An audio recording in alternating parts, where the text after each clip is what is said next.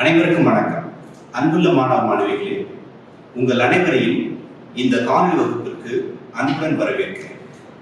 இந்த பாடத்தில் இன்று நாம் காண இருப்பது செயற்கைக்கோள்களின் வகைகள் மற்றும் GIS. பாடத்திற்கு செல்வதற்கு முன்பு இந்த பாடத்தில் இதற்கு முந்தைய வகுப்பில் தொலை நுண்ணுணர்வு எவ்வாறு செயல்படுகிறது என்பதை பற்றி படித்திருப்பீர்கள். பாடத்திற்குள் செல்லும் முன்பு உங்களுக்கான ஒரு கேள்வி. உங்களுக்கு தெரியுமா, உலகிலேயே மிகப்பெரிய தொலைநோக்கி அதாவது டெலிஸ்கோப் எங்கு அமைந்திருக்கிறது தெரியுமா? இது ஸ்பெயின் நாட்டின் தீவான கேனரி தீவு என்ற இடத்தில் அமைந்துள்ளது. இது கிட்டத்தட்ட 34 அடி அகலமுடையது. உலகிலேயே இதுதான் மிகப்பெரிய தொலைநோக்கி. இந்த தொலைநோக்கியை உருவாக்குவதற்கு கிட்டத்தட்ட 1000க்கும் மேற்பட்ட தொழில்நுட்ப வல்லுநர்கள் பணிபுரிந்திருக்கிறார்கள். இதில் ஏறக்குறைய 100 நிறுவனங்கள் பங்கெடுத்துள்ளன. இதை முடிப்பதற்கு கிட்டத்தட்ட 10 ஆண்டுகளான அந்த அளவுக்கு மிகப்பெரிய ஒரு தொலைநோக்கி உலகிலேயே இங்குதான் அமைந்துள்ளது. எதற்காக இந்த தொலைநோக்கி இவ்வளவு பெரிய அளவில் வடிவமைக்கப்பட்டது என்றால், இது நமது பேரண்டத்தில் உள்ள தொலைதூரத்தில் இருக்கிற, அதாவது பால்வெளி மண்டலத்திற்கு அப்பால் உள்ள நட்சத்திரங்கள் மற்றும் கோள்கள், துணைக்கோள்கள் போன்ற பல்வேறு விண்வெளி பொருட்களை கண்டுபிடிப்பதற்காக அமைக்கப்பட்ட ஒரு தொலைநோக்கி தான் இது. இதன் பெயர் கிராண்ட் டெலிஸ்கோபியம் கேனரி. இதுதான் உலகின் மிகப்பெரிய தொலைநோக்கி. செயற்கைக்கோள்கள் என்பது தொலைநுண்ணுணர்வு மேடைகளில் ஒன்று. நீங்கள் பல்வேறு வகையான தொலை நுண்ணுணர்வு மேடைகளை பற்றி படித்திருப்பீர்கள். அதில் மிக முக்கியமான ஒன்று செயற்கைக்கோள்கள். இந்த செயற்கைக்கோள்கள் பொதுவாக 3 வகையாக பிரிக்கப்பட்டுள்ளன. எதன் அடிப்படையில் இந்த செயற்கைக்கோள்கள் வகைப்படுத்தப்பட்டுள்ளன என்று பார்த்தால், அந்த செயற்கைக்கோளில் பொருத்தப்பட்டுள்ள உணர்விகள், அதன் திறன் மற்றும் எந்த நோக்கத்திற்காக ஒரு குறிப்பிட்ட செயற்கைக்கோள் விண்வெளியில் நிலைநிறுத்தப்படுகிறது என்பதை பொறுத்து செயற்கைக்கோள்கள் வகைப்படுத்தப்படுகின்றன. அது மட்டுமல்லாமல் உயரம், அதாவது புவிப்பரப்பிலிருந்து செயற்கைக்கோள் நிலைநிறுத்தப்பட்டுள்ள உயரம், முறைப்படுத்துதல் மற்றும் புவி தொடர்பு சார்ந்த சுழற்சியின் அடிப்படையில், சுழற்சி என்று சொல்லும் பொழுது பூமத்திய ரேகைக்கு நேராக பூமி சுற்றுகிற அதே திசையில் செயற்கைக்கோள் சுற்றி வருவது, மற்றொன்று ஒரு துருவத்திலிருந்து மற்றொரு துருவத்திற்கு சுழன்று வருவது. ஆக புவி தொடர்பு சார்ந்த சுழற்சியின் அடிப்படையில் செயற்கைக்கோள்கள் வகைப்படுத்தப்படுகின்றன. எனவே பொதுவாக செயற்கைக்கோள்களை 3 வகையாக பிரிக்கலாம். ஒன்று புவிநிலை செயற்கைக்கோள், ஜியோஸ்டேஷனரி சேட்டலைட்ஸ். இரண்டாவது சூரிய நிலை செயற்கைக்கோள், அதாவது சன் சிங்க்ரோனஸ் சேட்டலைட். மூன்றாவதாக உளவு செயற்கைக்கோள், ஸ்பைஸ் சேட்டலைட். ஆகவே இது மூன்று வெவ்வேறு நோக்கத்தின் அடிப்படையிலும் உயரத்தின் அடிப்படையிலும் அதில் பொருத்தப்பட்டுள்ள உணர்வுகளின் திறனின் அடிப்படையிலும் 3ஆக பிரிக்கப்பட்டுள்ளன. ஒவ்வொன்றும் எவ்வளவு உயரத்தில் அமைந்துள்ளது, என்ன நோக்கத்திற்காக இது நிலைநிறுத்தப்பட்டுள்ளது, எந்த மாதிரியான தகவல்களை இது நமக்கு தருகின்றன என்பதை பற்றி மிக தெளிவாக பார்க்க இருக்கிறோம். ஒவ்வொன்றாக பார்ப்போம். முதலில் புவிநிலை செயற்கைக்கோள், ஜியோஸ்டேஷனரி சேட்டலைட். புவிநிலை செயற்கைக்கோள் இதுதான் எல்லா செயற்கைக்கோளை காற்றிலும் மிக உயரத்தில், மிக அதிக உயரத்தில், புவிப்பரப்பிலிருந்து மிக மிக அதிக உயரத்தில் நிலைநிறுத்தப்பட்டுள்ள செயற்கைக்கோள் எது என்று பார்த்தால் ஜியோஸ்டேஷனரி சேட்டலைட், புவிநிலை செயற்கைக்கோள். எவ்வளவு உயரம் தெரியுமா? புவிப்பரப்பிலிருந்து 36,000 கிலோமீட்டர் உயரத்தில் இந்த வகை செயற்கைக்கோள்கள் நிலைநிறுத்தப்பட்டுள்ளன. இது எந்த திசையில் சுழல்கிறது தெரியுமா? இது சுழலும் திசை மேற்கிலிருந்து கிழக்காக. என்று சொன்னால் புவி மேற்கிலிருந்து கிழக்காக சுற்றுகிறது. அதே திசையில் அதே வேகத்தில் புவியோடு சேர்ந்து சுழலுகிறது. எனவேதான் இதை புவிநிலை செயற்கைக்கோள் என்று. எவ்வளவு வேகத்தில் இது சுழலுகிறது என்று பார்த்தால், ஒரு முறை சுழன்று வருவதற்கு 24 மணி நேரம் எடுத்துக்கொள்கிறது. இது ஒரு குறிப்பிட்ட இடத்தை மட்டும் கண்காணித்து தகவல் திரட்டுகிறது. புவி சுழலும் பொழுது ஒரே திசையில் ஒரே பகுதியை தொடர்ச்சியாக படம் எடுத்து அனுப்புகிறது. எனவே ஒரு குறிப்பிட்ட இடத்தை மட்டும் கண்காணித்து தகவல் திரட்டி தருகிற ஒரு செயற்கைக்கோள் புவிநிலை செயற்கைக்கோள். இது புவிப்பரப்பில் எவ்வளவு தூரம், எவ்வளவு அகலம், எவ்வளவு பரப்பளவு பகுதியை படம் பிடிக்கிறது என்று பார்த்தால் உங்களுக்கு அதிசயமாக இருக்கும். இதில் என்னவென்றால் உயரம் அதிகரிக்க அதிகரிக்க, அதாவது புவிப்பரப்பிலிருந்து செயற்கைக்கோள் நிலைநிறுத்தப்பட்டுள்ள உயரமானது அதிகரிக்க அதிகரிக்க அது படம் பிடிக்கும் பரப்பளவானது அதிகரிக்கும். எனவே உங்களால் இதை எளிதாக புரிந்து கொள்ள முடியும். எல்லா செயற்கைக்கோளையும் ஒப்பிட்டு பார்க்கும் பொழுது புவிநிலை செயற்கைக்கோள் தான் மிக அதிக உயரத்தில் இருக்கிறது என்று சொல்லும் போது, மிக அதிக பரப்பளவை படம் பிடிக்கும் செயற்கைக்கோள் வகை எது என்று கேட்டால் புவிநிலை செயற்கைக்கோள். பூமத்திய ரேகை, அதாவது 0 டிகிரியிலிருந்து வடக்காக 70 டிகிரி வரையும் தெற்காக 70 டிகிரி வரையும் உள்ள பரப்பளவை இந்த புவிநிலை செயற்கைக்கோளானது படம் பிடிக்கிறது. உங்களுக்கு ஏற்கனவே தெரிந்திருக்கும், 1 டிகிரி அட்சரேகை என்பது 111 கிலோமீட்டருக்கு சமம். கிட்டத்தட்ட 15,000 கிலோமீட்டர் அகலத்திற்கு இந்த புவிப்பரப்பை படம் பிடிக்கிறது இந்த புவிநிலை செயற்கைக்கோள். புவிப்பரப்பில் 1/3 பங்கை படம் பிடிக்கும் ஒரு மிகப்பெரிய பரப்பளவை படம் பிடித்து காட்டும் செயற்கைக்கோள் புவிநிலை செயற்கைக்கோள். என்ன மாதிரியான தகவல்களை இந்த புவிநிலை செயற்கைக்கோள் நமக்கு தருகிறது என்று பார்த்தால், பொதுவாக உளவு செயற்கைக்கோளை தவிர மற்ற எல்லா வகை செயற்கைக்கோள்களும் முதன்மையாக காலநிலை சார்ந்த, வானிலை சார்ந்த தகவல்களை தருகின்றன. ஒரு செயற்கைக்கோள் என்பது ஒரே ஒரு நோக்கத்திற்காக மட்டும் ஏவப்படுவதில்லை, நிலைநிறுத்தப்படுவதில்லை.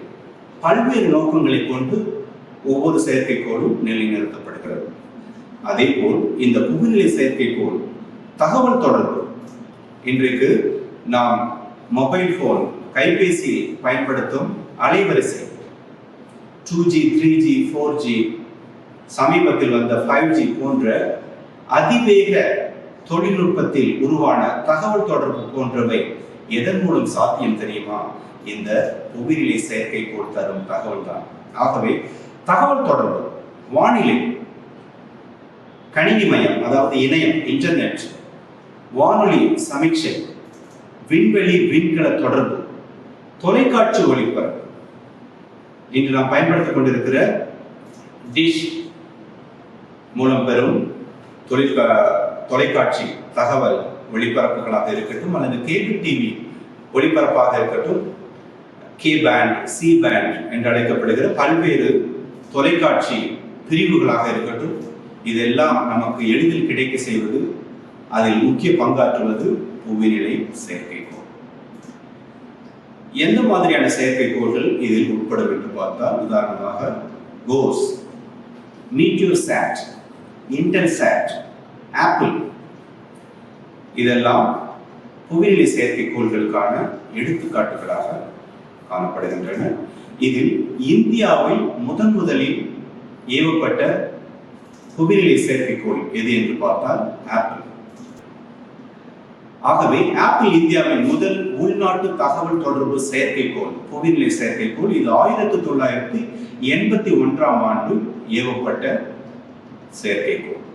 இரண்டாவதாக மிக முக்கியமான ஒரு வகை செயற்கைக்கோள் என்னவென்று பார்த்தால் சூரிய நிலை செயற்கைக்கோள், சன் சிங்க்ரோனஸ் சேட்டலைட். புவிநிலை செயற்கைக்கோள் மேற்கிலிருந்து கிழக்காக புவி சுழலும் அதே திசையில் அதே வேகத்தில் சுழலுகிறது என்று பார்த்தோம்.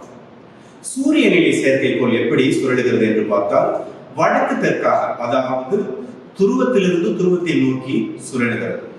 இது 50 நிமிடத்திலிருந்து 100 நிமிடம் வரை எடுத்துக்கொள்கிறது. இதன் உயரம் 600 கிலோமீட்டர், அதாவது புவிப்பரப்பிலிருந்து 600 கிலோமீட்டரிலிருந்து 1000 கிலோமீட்டர் வரை வேறுபட்டு காணப்படுகிறது. புவிநிலை செயற்கைக்கோளை ஒப்பிடும் பொழுது இதன் உயரம் மிக மிக குறைவான ஒன்று. இது புவிப்பரப்பு முழுவதும் ஸ்கேன் செய்கிறது, அதாவது உருத்திரிவு செய்கிறது. புவியின் ஒவ்வொரு பகுதியையும் இது முழுமையாக ஸ்கேன் செய்து உருத்திரிவு செய்து தகவல் அனுப்புகிறது. எதற்காக பயன்படுத்தப்படுகிறது என்று பார்த்தால் வானிலை மட்டுமல்ல, உளவு பார்ப்பதும் உண்டு. இதில் இராணுவ மற்றும் அரசியல் கண்காணிப்பு மேடைகளாக இந்த சூரிய நிலை அல்லது துருவநிலை செயற்கைக்கோள் செயல்படுகின்றன. புவிக்கு அனுப்பப்படும் தகவல்களை உளவு பார்த்து சேகரிக்கும் ஒரு செயற்கைக்கோளாக சூரிய நிலை செயற்கைக்கோள் செயல்படுகிறது.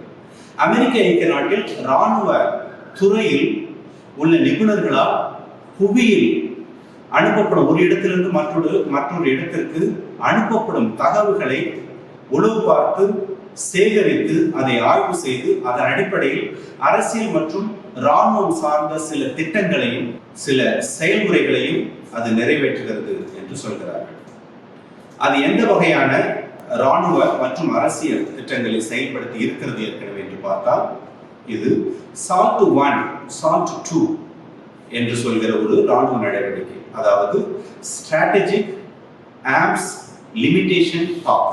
இது எதன் அடிப்படையில் இந்த பேச்சுவார்த்தை தொடங்கியது என்று பார்த்தால், இந்த சூரிய நிலை அல்லது துருவநிலை செயற்கைக்கோள் தந்த விவரத்தின் அடிப்படையில் இந்த ஒரு முடிவுக்கு அவர்கள் வந்தார்கள். எந்த மாதிரியான செயற்கைக்கோள்கள் சூரிய நிலை செயற்கைக்கோள்கள் என்று பார்த்தால், லேண்ட்செட், ஸ்பாட், IRS இது இந்தியாவுக்கானது, நோவா, சிசாட், டிரோஸ், HCMM, ஸ்கைலேப். இது மட்டுமல்ல, சூரிய நிலை செயற்கைக்கோள்கள் ஆளில்லா விண்வெளி விண்கலம் எல்லாம் செலுத்தப்படுகிறது அல்லவா.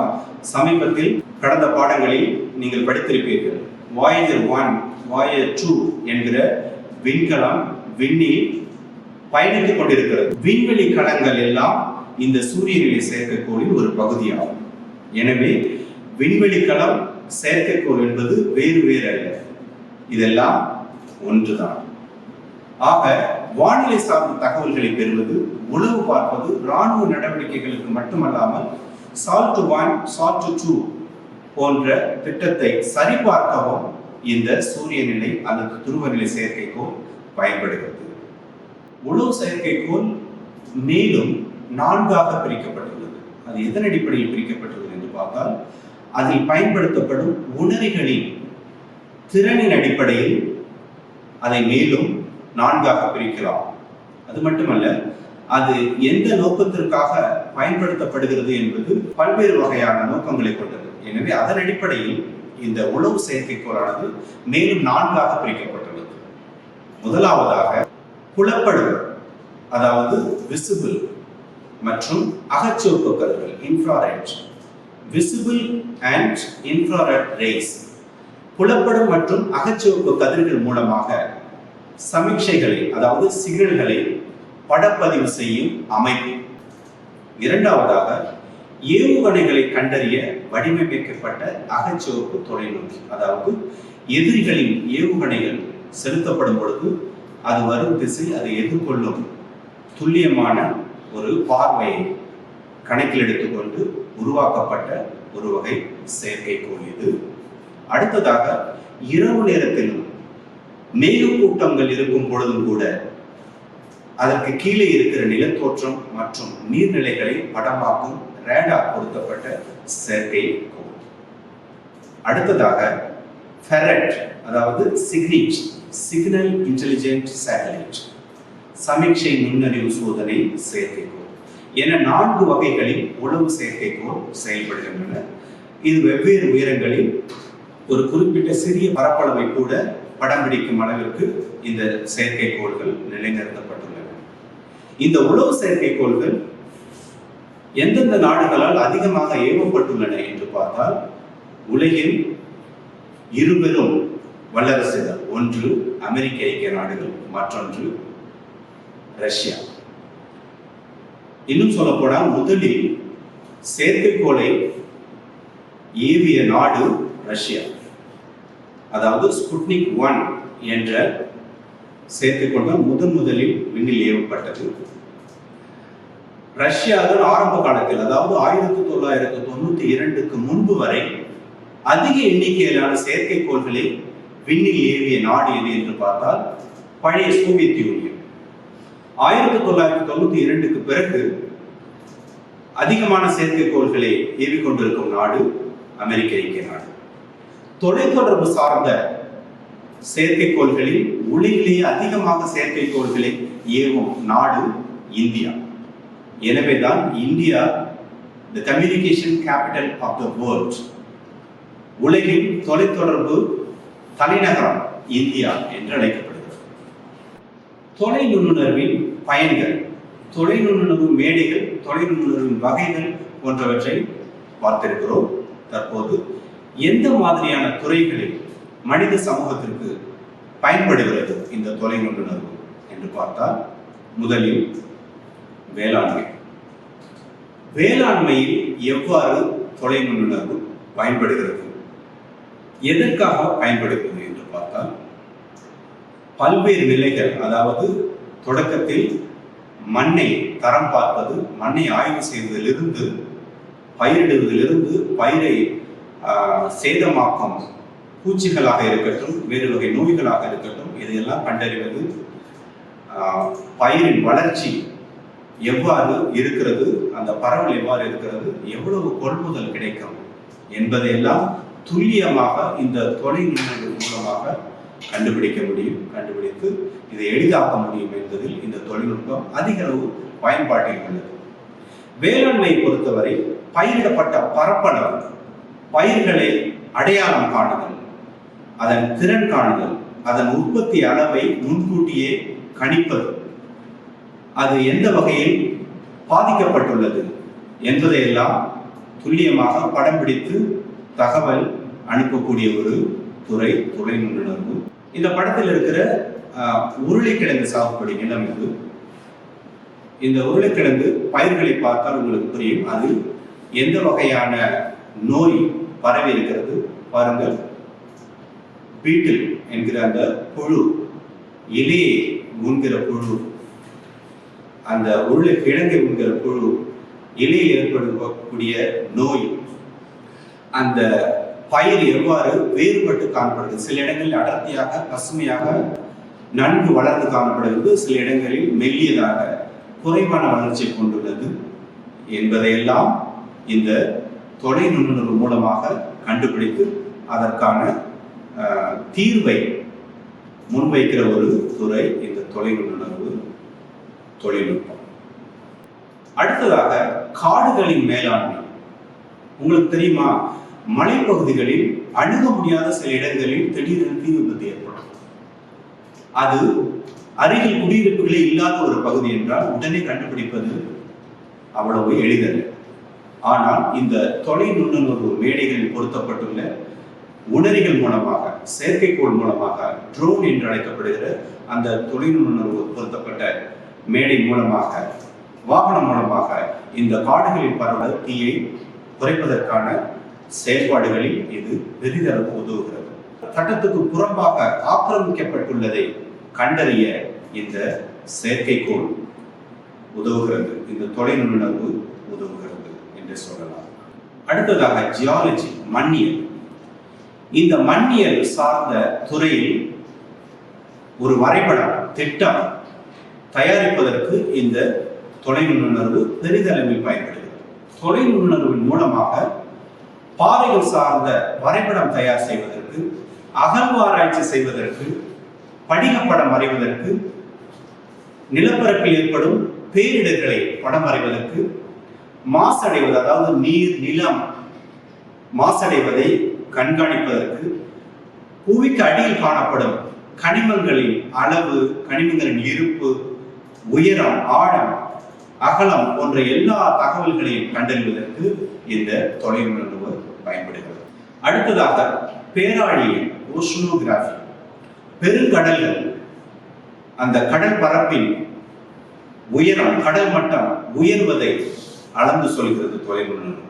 கடல் மட்டம் சராசரியாக ஒவ்வொரு ஆண்டும் எவ்வளவு உயர்ந்து கொண்டே இருக்கிறது, கடல் பரப்பு எவ்வாறு விரிவடைகிறது, நிலப்பரப்பு சுருங்குகிறது, கடலுக்கு அடியில் உள்ள நிலத்தோற்றங்களின் உயரம், அகலம், பரப்பளவு, கடல் மட்டத்திலிருந்து அதன் ஆழம், கடல் மட்டத்திலிருந்து அந்த புவிக்கடியில் காணப்படும் கனிமங்களின் இருப்பு, அதன் ஆழம், இன்னும் பல்வேறு வகையான தகவல்களை, அது மட்டுமல்லாமல் அந்த கடல் மட்டத்தில் காணப்படும் வெப்பநிலை போன்றவற்றை எல்லாம் துல்லியமாக கண்டறிந்து அளவு செய்து தகவல் அனுப்பி திட்டமிடுவதற்கும் அதை சரியாக பயன்படுத்துவதற்கும் இந்த தொலைநுட்பு பெரிதும் உதவுகிறது. இந்த பேராழியலை பொறுத்தவரையில் ஒரு வகையான உணரிகள், அதாவது அந்த தொலைநுட்பு மேடைகள் பொருத்தப்பட்டுள்ள உணரிகளை நாம் ரேடார், லிடார், சோனார் என மூன்றாக பிரிக்கிறோம்.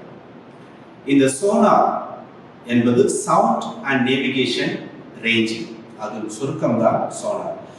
இந்த சவுண்ட், அதாவது ஒலியை செலுத்தி கடலுக்கு அடியில் இருக்கும் ஒரு பொருளின் மீது, ஆப்ஜெக்ட் மீது பட வைத்து அது பிரதிபலிக்கும் பொழுது அதிலிருந்து இந்த பொருளை பற்றிய தகவல்களை பெற முடியும். இதைத்தான் நாம் சோனார் என்கிறோம். உதாரணமாக ஃபிஷிங் பேங்க் என்று அழைக்கப்படுகிற மீன்கள் அதிகமாக காணப்படும் இடங்களில் ஆழ்கடல் மீன்பிடிப்பு என்பது தொழில்நுட்ப ரீதியாக செயல்படுத்தப்பட்டு வருகிறது. கப்பலில் இருந்து அவர்கள் அந்த சோனார் என்கிற கதிர்வீச்சு ஒளியை, அந்த மீன்கள் அதிகமாக இருக்கும் இடத்தை கண்டறிவதற்காக ஒளியை கடல் நீருக்குள் செலுத்துகிறார்கள். அந்த ஒளி மீன்கள் அதிகமாக காணப்படும் இடங்களில் பட்டு திரும்ப பிரதிபலிக்கிறது. அதை வைத்து அவர்கள் மீன்களில் அதிக எண்ணிக்கையில் மீன்கள் இருக்கும் இடத்தை கண்டறிந்து மீன்பிடிப்பை தொடர்கிறார்கள். ஆக இந்த வகையில் இந்த தொலைநுட்பு எப்படியெல்லாம் பயன்படுகிறது என்பதை உங்களால் புரிந்து கொள்ள முடியும் என்று நம்புகிறேன். கார்ட்டோகிராஃபி, வரைபடவியல். இந்த கார்ட்டோகிராஃபி அல்லது வரைபடவியல் என்பதில் அதிநவீன தொழில்நுட்பத்துடன் முப்பரிமாண வடிவத்தில் உலகின் ஒவ்வொரு பகுதியையும் நில வரைபடமாக வரைவதற்கு எது பேருதவி புரிகிறது என்று பார்த்தால் இந்த தொலைநுட்பம் தான். சேட்டலைட், செயற்கைக்கோள் மூலம் படம் பிடிக்கப்பட்டு புவியின் ஒவ்வொரு பகுதியும் திரட்டப்பட்டு அதன் அடிப்படையில் முப்பரிமாண வடிவத்தில் மலைகளின் உயரம், பீடபூமியாக இருக்கட்டும் அல்லது மனிதர்கள் மூலமாக உருவாக்கப்பட்ட கலாச்சார நிலத்தோற்றங்கள், அதாவது சாலை, பூங்காக்கள் போன்ற பல்வேறு மனிதனால் ஏற்படுத்தப்பட்ட கலாச்சார நிலத்தோற்றங்களை எல்லாம் அதே வடிவில் முப்பரிமாணத்தில் காட்டுவதற்கு இந்த தொலைநுட்பு பெரிதளவில் உதவி புரிகிறது என்று சொல்லலாம். அடுத்ததாக வானிலையியல், மீட்டியராலஜி. இந்த வானிலையியலில் தொலைநுட்பு பங்கானது மிக மிக முக்கியமானது. அதாவது 24 மணி நேரம் 365 நாட்கள், அதாவது ஆண்டு முழுவதும் ஒவ்வொரு நிமிடத்திற்கும், ஒவ்வொரு நொடிக்கும், ஒவ்வொரு மணிக்கும், ஒவ்வொரு நாளுக்குமான இந்த வானிலை தகவல்களை, அதாவது மழை, காற்று, வெப்பநிலை, புயல் வரும் முன் உள்ள முன்னெச்சரிக்கை, வானிலை முன்னெச்சரிக்கை என்போம், வெதர் ஃபோர்காஸ்ட் போன்ற பல்வேறு தகவல்களை முன்கூட்டியே அல்லது அவ்வப்போது நமக்கு பல்வேறு ஊடகங்கள் மூலமாக வழங்கி வருவதில் முக்கிய பங்கு வகிப்பது இந்த தொலைநுட்பம் தான். செயற்கைக்கோள்கள் படம் பிடித்து தகவல்கள் அனுப்புவதன் பேரில் அதை பதிமமாக மாற்றி அதை தகவல்களாக நமக்கு தொலைக்காட்சி, இணையம் போன்ற பல்வேறு ஊடகங்கள் வழியாக நமக்கு இது கிடைக்கிறது. அடுத்ததாக இடவியல், டோபோகிராஃபி. இதுவும் இயற்கை மற்றும் செயற்கை நிலத்தோற்ற கூறுகளை முப்பரிமாணத்தில் நமக்கு வழங்குவதில் மிக அரிய ஒரு தொழில்நுட்பம் தான் இந்த ரிமோட் சென்சிங், அதாவது தொலைநுட்பம்.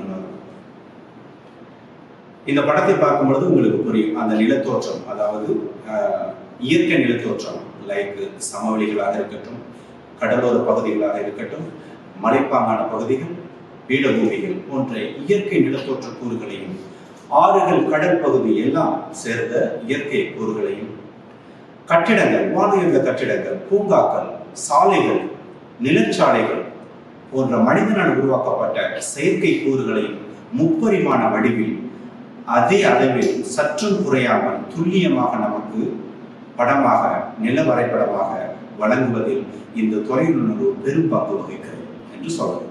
அடுத்ததாக அர்பன் பிளானிங், நகர திட்டமிடுதல். இது லேண்ட் யூஸ், அதாவது நில பயன்பாடு. ஒரு நகரத்தின் மொத்த நிலப்பகுதியை வெவ்வேறு நோக்கங்களுக்காக எவ்வளவு பரப்பளவு என்பதை துல்லியமாக கணக்கிட்டு பங்கீடு செய்து அதன் அடிப்படையில் வெவ்வேறு கலாச்சார கூறுகள், அதாவது சாலைகளாக இருக்கட்டும், குடியிருப்புகளாக இருக்கட்டும், பூங்காக்கள், நிலச்சாலைகள், பொழுதுபோக்கு பூங்காக்கள், புல்வெளிகள், காடுகளுக்கு என்று சில பரப்பளவு நிலப்பகுதிகள் ஒதுக்கப்படுவது போன்ற பல்வேறு நில பயன்பாட்டை சார்ந்த ஒரு நகரத்தை திட்டமிடுவதில் மிக துல்லியமாக அந்த நிலவரைபடத்தை தயாரித்து திட்டமிடும் அரசாங்கத்திற்கு வழங்குவதில் இந்த தொலைநுண்ணுணர்வு முக்கிய பங்கு வகிக்கிறது. இந்த பாடம் உங்களுக்கு எளிமையாக இருந்திருக்கும் என்று நம்புகிறேன். மீண்டும் அடுத்த பாடத்தில் சந்திப்போம். நன்றி.